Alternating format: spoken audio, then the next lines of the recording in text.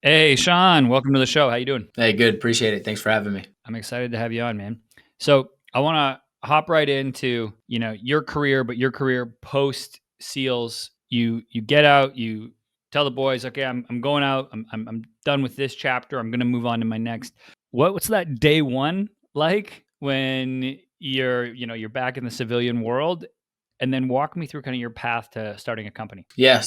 Well, I guess day one really started a few months before, right? Because I was a SEAL platoon commander, getting ready to deploy, getting ready to take my guys on a deployment. And so I had told them before we went on deployment that this was going to be my last deployment with them, and that obviously, like, my goal is to put all my effort into making sure we all come back safely. So they knew, for months. I had a lot of conversations with guys like, dude, don't leave. Like, we need, like we want you to stay. Like, this. But my family life at the time, I needed to get out so I could be a dad first, and that was really the most important for me. I was going through a divorce. We were already separated. I knew that this was, and then the deployment really solidified that. It was like I'm, 8, 9 hours ahead of them, trying to communicate with them when they were younger. It was very difficult to do that. But to your question about, so that day one, basically, like, I'm no longer going into the SEAL team. I'm no longer going into the platoon space with those guys. Was a little bit of excitement, but very scary too, because, like, from the time I was 12 years old, I wanted to be a SEAL, and then I got that right after college, became a SEAL, and then served for 13 years. And so that was really, my identity. And so it took me about 3 years to really kind of find my next kind of purpose. And what was that? Yeah, so for me, I have three things that fill my time that, really are what I do. And it was a mentor of mine, a guy named Bob Loudon, asked me, what do you want your tombstone to say when you die? And then I was like, I don't know. And he was like, all right, but in 3 sentences or less, like, what do you want it to say? And so for me, it's my work, my working out, and my family. Not necessarily in that order, not necessarily like those are like in like I said, in that priority. It just kind of rolls off the tongue easier, I guess. But like for my work, I want my work to make an impact in whatever we're doing. I want my working out. I hope that I inspire others to work out and live a healthier lifestyle. And then for my family, my goal with them is for each individual person in my family, I want to lead them and to be the best versions of themselves. So whether they want to be a dancer, an artist, a baseball player, a football player, whatever it is, I want to lead them to be the best in whatever they want to be in for life. I like that. Peter Attia, the doctor, he always says there's resume virtues and tombstone virtues, and we need to get back to our tombstone virtues a little bit Yeah, I like more that. when we're so look how many sales I did last month or whatever. We get all caught up in the business world, and I really like that as a centering piece. So that's cool to hear. Those three for you. I think too, the thing is the hardest thing for military guys is that transition. And I know we talked earlier about sports, same thing. I say military just because I know, right? But, playing Division One, athletics, professional baseball players, whatever your career is, whenever you make that transition, if you've known something for 10, 12, 13 years, sometimes 20, 25 years, that truly becomes like that identity part. And when you shift and do something no longer that, right, it's hard for people and they have a hard time making that transition. And I think for me, when that was asked of me, it really it put everything back into clarity. And now it's like I focus and look at my calendar, and everything in my calendar is color coordinated, whether it's like work or family or things like that. And so I know I fill up my calendar, and I think this whole adage of like work life balance is just a whole bunch of crap, because as soon as you put something in balance, you immediately halfway do something, right? So if you put 50% into your family, you're only putting 50% into your work. So you're only given half of what it is. And so rather than look at it from that aspect of it, like whatever I'm focused on. So like right now I'm at work, I'm focused on work.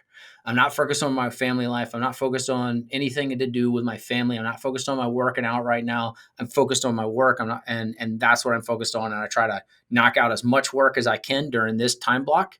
And then, like, later on this evening, I've got to go be a dad. And so then I focus on being a dad and being a parent, being a husband, doing my family duties for that period of time. I try not to pick up my phone to do work. I try not to pick up my phone to do anything else other than be there in the moment and be a family man first. And then when they go to sleep or when they do stuff, then I pick up, my work again. Yeah, that the focus and intentionality behind actions, right? Because on the flip side of that, what it looks like is trying to be a dad, trying to answer emails and do push-ups while watching a movie, and you're going to do all four of those things poorly, right? So if you do them all at once, so I'm with you there. Now, Funny about that. So like my schedule has kind of shifted today, and I went longer on a couple meetings earlier this morning, and so I actually had a workout right before this, and so like I changed.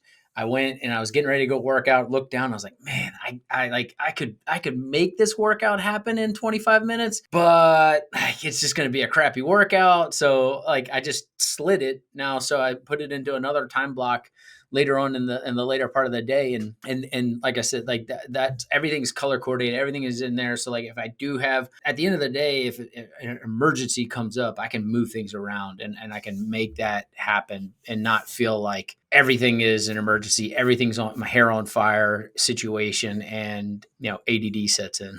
no, that makes sense. I think it's really important too, as an entrepreneur, to be able to realize not everything is not everything's on fire at the business all the time, because it can start to feel like that when you have the responsibility of the whole business, on your shoulders, or even though it might not be, you have team, etc. But for you, transition, you start Matbock, you hit the Inc. 5,000 list three times in a row, I believe. How have you handled that growth, going from idea to like, holy shit, this is a real thing with employees and warehouses and prototypes and all of that? It sounds like it's come pretty fast. So how do you handle how have you handled the growth over that 36-month? Yeah, so we have grown really quickly in the last 3 years, but I will say, Matbock has been around for 13 years. So we actually started the business while we were active, and it was kind of just this side hustle, side project thing that we were working on. We had a couple products and technologies that we had. Nobody was focused on the business. Nobody was focused on sales, but we did continually just see like a slow growth. I think like year one, I think we did like a couple $1,000s in sales or whatever that was. And then year two, it was like 50 or $60,000, and then 100,000, and just kind of slowly made this growth to where the last 3 years, I mean, we've basically been double, and we've been doing millions and then double millions, and keep doing bigger and bigger numbers, where now we're doing mid 8 figures business, and really starting to see this like thing growing out to, we've got 40 employees. We've got massive contracts that we're bidding on, and we're chasing down, where like one of these contracts is all 13 years of business in like one of these contracts. It's like 100-200 million dollar type contracts, where it's just like, holy crap, like I can't believe this has now come to fruition, right? But while it has seemed fast, it's been 13 years, and so one of the things that I think Zach and I do a really good job of is being able to build out that team, and build, kind of the disciplines within each individual team, so that it's not just on me, it's not just on him, it's not just on one person, but we try to build in those redundancies into our team, build in, kind of processes into each step, so that people are cross-trained in things. So if someone moves out or someone leaves the company, everything just doesn't fall. Even if it's a single point of failure, in terms of like, we only have one person in this seat, other people know how to do that job as well. And that we attribute that back to the teams, really, because that's what they taught us, is like, you might have one primary sniper and they're the best at the job, and they're going to be your primary sniper for the next 2 years. But you need to have at least 3 or 4 guys that also know how to be a sniper, so that if for whatever reason he gets tasked somewhere else, like, you still have a sniper that you can go to war with. Yeah, that makes sense. Taking that mindset and those learnings to have those, you said, like the redundancies, or somebody covering third, Yeah. right? It's that mindset to come and go, okay, just in case we know, may have this here. Yeah, somebody gets sick or something, a day that you have to have a meeting. Okay, who can come in and pinch hit, take that meeting? Who can do that? Who can make sure that the business still moves? Maybe not at 100% efficiency, but at 85% of that. So that's massive. Now, in my research, I saw you had a fun video online. I believe the video is close to 200 million views now, where you had to chase down Mr. Beast. How the hell did that come about your desk? Like, did you know who he was before you signed up for it? What was that like? So I did, but it was like a recent thing that my kids. So I have four kids. I have a 14, 11, 4, and 2. So kind of a gap. But my two older kids, and really my son, my 11-year-old son, he was like into Mr. Beast and still is, like, loves watching his shows and stuff like that, and was talking about him and how and so, like, me as a curious parent, like, I was like, well, let me see this, like, because he's like glued to the phone for 10, 20 minutes at a time watching these videos and wanted to watch them over and over. I was like, all right. So I watched one of them. I was like, man, this guy's actually, like, I love what he's about, right? Like, I love the fact that he's using his platform to try to do good things and all these things like that. And lo and behold, like a few months later, we got asked through a couple friends of ours that are in veterans, and they were like, hey, there's an opportunity to work with a large, like, content creator, and they're looking for 3 military guys that all have similar backgrounds or that know each other. And I was like, oh yeah, I mean, I'm sure that I'm sure that I could put something together. And then, like, they contacted us back, and they're like, hey, they want 3 SEALs or 3, like, Army SF guys or Rangers. Like, they want 3 of the same and all friends and all this stuff like that. And I was like, okay, that's a little bit more difficult, but, like, I actually have that here at Matbock. Like, our VP is a former SEAL. My business partner and I, we were all SEALs. And so they were like, okay. And so we went through casting call and everything like that, and found out that it was with Mr. Beast. And they were talking about, like, hey, they want to do another version of, they had previously done, I think it was, I Got Hunted by a Bounty Hunter or something like that. I think it was like the first one that they did. And so this was the next version of that.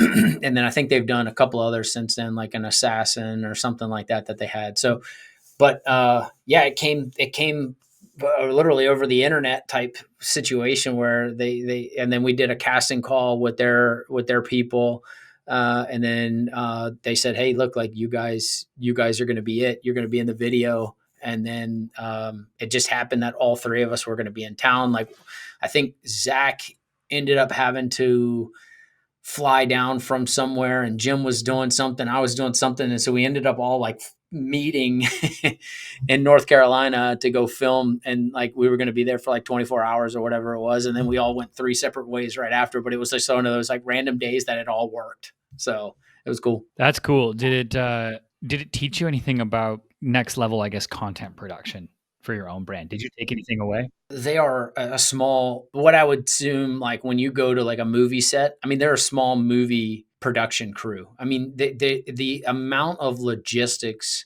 that go into one of their videos was just mind blowing. And that was all local too, for, most of the part.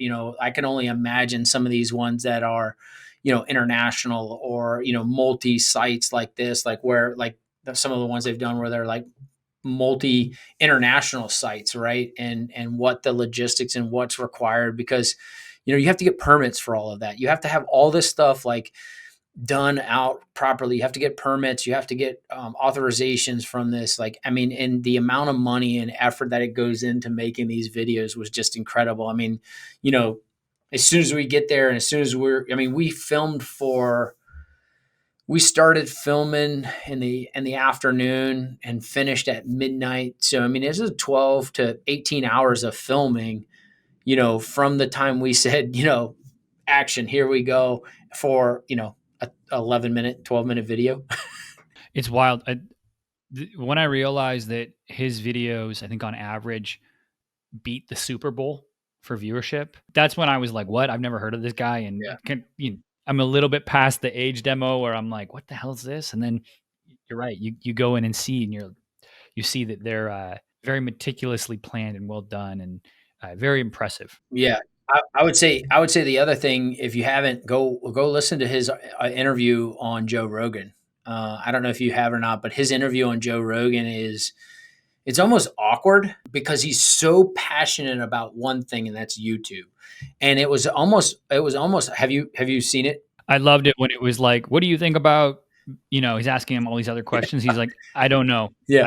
I don't speak on that. Like, Yeah. I only care about YouTube. I don't care about politics. I Like, I do. only care about Well, you. it was like, I love would I be able to find that on YouTube? And Joe's like, I mean, Joe Rogan's like, I mean, I guess maybe. And he's like, I'll have to look it up, but I don't know. And I'm just like, that to me was just, and it's so incredible that discipline. And even Joe Rogan says it in there. It's just like the discipline that you have as a, whatever he is, 23, 24-year-old, like, is just incredible to think about. He's got the Kobe Bryant gene. Mm. Yeah, he's definitely got the Mamba mentality thing where I'm like, oh, you are up at 4 a.m. plotting videos. Like, you're different, and you have that discipline, and he's worked that discipline muscle, and it's really impressive. It is. Now I want to move on a little bit because you have Matbock, and then you start CardoMax, which is, an electrolyte mix, or there's a bunch of different ones, sorry, that you have in the line. But what caused you to say, okay, we got this successful business, let's start a supplement company? How did that all come to be? So Zach and I are really passionate about technology, and while it's a supplement, right? What we developed was the technology that we call accelerated absorption technology. So it's taking, your body is majority water. When you look at a lot of these convenient single serve packets and things like that, they're either a powder, a tablet, or some kind of tub of like single serve tub scoops. The problem with that is powders is they're not actually emulsified into the liquid once they go into there. And so that causes your body, when you start drinking it, your body is only going to, it takes 20 to 40 minutes to assimilate into your body. And generally speaking, you're only going to get about 30% of whatever's on the back of the packet. Sometimes you might get up to 40% if you're super hydrated and whatever. But I mean, there's, study after study after study about this, about how, like, whenever you inject foreign objects into your body, like it doesn't know what to necessarily do, which is why when you go to the ER and you're dehydrated or they're trying to give you medicine, they give you an IV and they put medicine into liquid, like in a liquid form, because they know that it's going to get into your system immediately and you're getting everything in there. Right. And so again, it's science why this happens. And for us, it was like, we're really interested in how you do this in a single serve packet form. So like a ketchup packet, really. And then knowing that our guys in all these austere locations, Iraq, Afghanistan, Middle East, wherever, they're going to have access to water. But if they didn't have access to water, they could always shoot the packet straight. It's not the most enjoyable thing, but because it is a liquid, you could shoot the packet straight. You could get the electrolytes or energy or whatever it is out of that packet, a little bit of cap full of water, and you've washed out any like sour taste or anything like that out of your mouth. That's interesting. So coming from seeing that problem set of people who are maybe deployed or in the Middle East, et cetera, where, they might not have the water. Okay, they can put the liquid down. And then taking that now to say it's also very functional for the marathoner in Texas who can go, okay, they come home, rip it, throw it in. They know their electrolytes are taken care of. Do you all run that business out of the same location as Matbock? Yeah. Okay. Yeah, we sure do. Cool. Everything is here. We're in Virginia Beach. We have almost about 20,000 square feet. Majority of it is Matbock. CardoMax doesn't take up much space. Primarily, the space that we take up is some warehouse space and shipping, but that's about it. That's cool. And how do you split your focus between the brands? So I would say, in terms of, I would say initially a lot of my time was focused on CardoMax, getting that established and kind of getting that moving and really just kind of getting it into a pace. But now my focus is back on Matbock primarily, because the dynamic of, some of the business that we have on the Matbock side of things is, our shipping team thinks it's hilarious. It's like, we'll ship out hundreds and hundreds of orders for CardoMax. We'll ship out like one order of Matbock. The one order of Matbock is like 15x what all of the hundreds of orders of CardoMax are. And it's just like, they're like, I only had to make up a couple boxes and you're having to make up 300 boxes. And, and so it's just, but with the government contracts and other things like that, some of these, and also, we manufacture everything here. We have a production team, sewing team, laser cutting, all that stuff here in Virginia Beach. And so some of our products on the Matbock side of things might take 18 weeks to from manufacturing to actually shipping the final, product on the contract. So it's one of those things that it's built in, and it's just a slow, methodical, process with that. The measure twice, cut once Yeah. approach, which is Nobody would wait 18 weeks for a hydration packet. yeah, no, they want it yesterday, right? Amazon Yeah. now. Give Oh it to my me God. now. That's cool though. I think you've seen so much of business, whether it's fast fashion, a lot of DTC brands, a lot of companies where I would say it's been speed over quality over the last 10 years, and people thinking, how can I make the cheapest thing and just make my margin on it?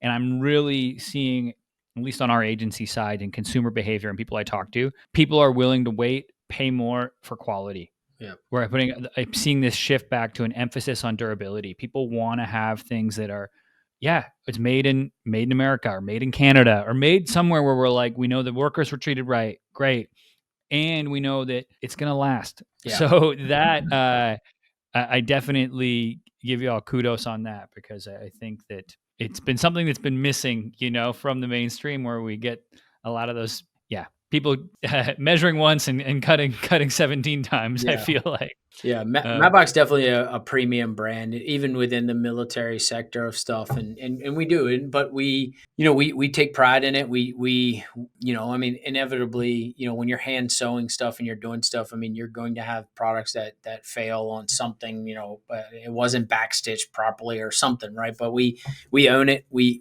repair it. We fix it. We make sure the customer is treated with that same level of customer service that they were expecting. Knowing they paid for a premium brand, they get that premium service. That it's not just a automated like email like, hey, it's coming. yeah. So, Yeah, we hope it gets there. Now, out of all this, right, I've seen an emergence, or maybe just more with social media, and a popularity in veteran-owned brands. A lot of guys are starting to, whether it's Black Rifle Coffee, Matbock, you're looking at, there's a lot of them, and it's awesome to see. And I'm just curious, is that community connected? Are you connected to a lot of those guys who, do you help support each other, or is it kind of fragmented? so I think it's, I'd say it. I think it's both. Like I'm connected with Evan and those guys at Black Rifle Coffee. Like, even early on, like before they IPO'd and all this other stuff. I mean, I actually I got connected with those guys through Jared through Matbox. So he was buying some of our products at the unit he was at before he got out. And so it just kind of evolved into this, friendship relationship that we have, where like we were, supporting each other and other stuff like that. Obviously, they've well beyond eclipsed, like, where we're at and growth and things like that with what they've done with Black Rifle Coffee and things like that. But, still, reach out to them. Actually, I had a picture a couple of weeks ago that showed up, and I texted JT and was just like, hey man, like it's crazy that this was 6 years ago, and different things. So, I think so there is definitely that, but then there is a lot of fragmentation in terms of, the veteran community, because you have competitive brands. So you have, other coffee companies or other t-shirt companies or other brands that are coming in the veteran space. And so then they start getting this like, wait, that's not, it's mine. And I know, we try to position ourselves as being different, where even if it's a competitive brand, like, so, another veteran company that makes military tactical gear, right? Like we offer different things that they don't, so that we can still, we call them frenemies. We can be friend enemies. It's like so like there's stuff like that we try to do and still support and do. And I mean, at the end of the day, like whether they're buying our stuff or someone else's stuff, I think it's good for veterans. I think it's also good for Americans just to see business owners. And also, like, if I was another coffee company and, I was friends with, Evan and those guys and things like that, like at the end of the day, I wouldn't want to piss them off, and I want to be friends with them. I want to support their business and hope that one day maybe they want to buy me, right? Like I don't know. I mean, you just never know where some of these things could go, and so